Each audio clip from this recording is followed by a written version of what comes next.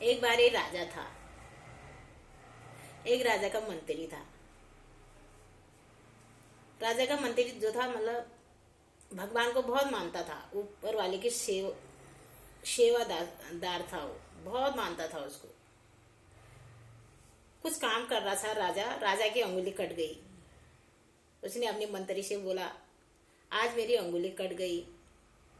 और मंत्री बोला, चलो इसमें भी कोई अच्छाई होगी, ऊपर वाले की मर्जी है, जो हुआ ठीक हुआ।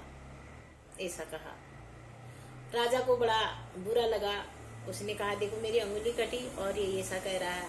उसने उसको बंदी बना दिया। बंदी बनाकर बंद कर दिया। पूछा कि तेरे को बंद कर दिया अच्छा हो रहा है।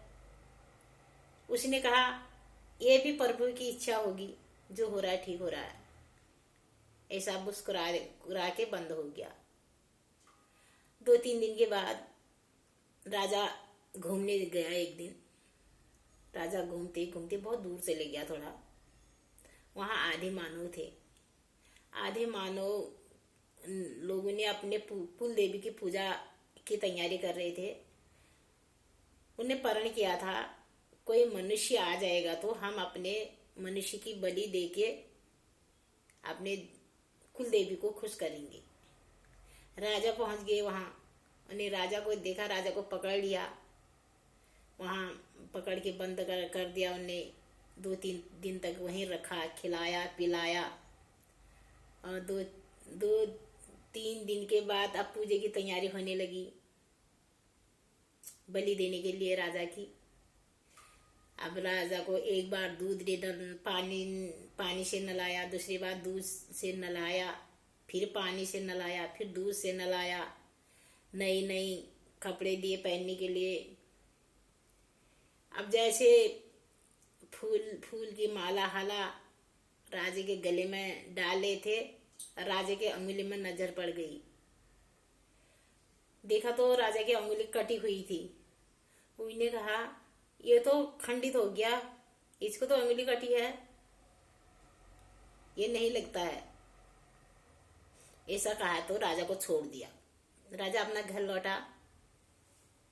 घर लौट के और सिद्ध अपना उसे मिलने गया,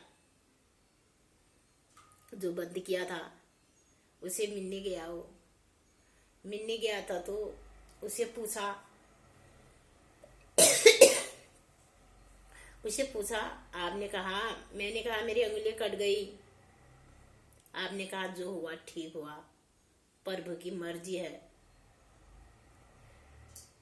आपने सही कहा, जब मैं मेरी अंगुली नहीं करती तो मेरी बलि दे देते आज। फिर ये तो मेरी समझ में आई, लेकिन आपको जब बंद किया, आपने कहा जो हुआ ठीक हुआ, ये भी प्रभु की मर्जी है, इसमें भी कोई अच्छी बात होगी। ऐसा क्यों बोला? मंत्री ने बोला, राजा मेरे को आप बंद नहीं करते, मैं आपके साथ होता, आपके जगह में फिर मेरी बलि दे देते हो।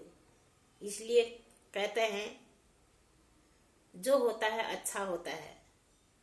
ये प्रभु जो करता है अच्छा करता है। जैसे हम कोई अपने बच्चों के लिए बुरा नहीं करता है, हम भी ये प्रभु के बच्चे हैं। कभी सुख में खुश नहीं होना चाहिए और दुख में घबराना नहीं चाहिए। इसकी मर्जी है।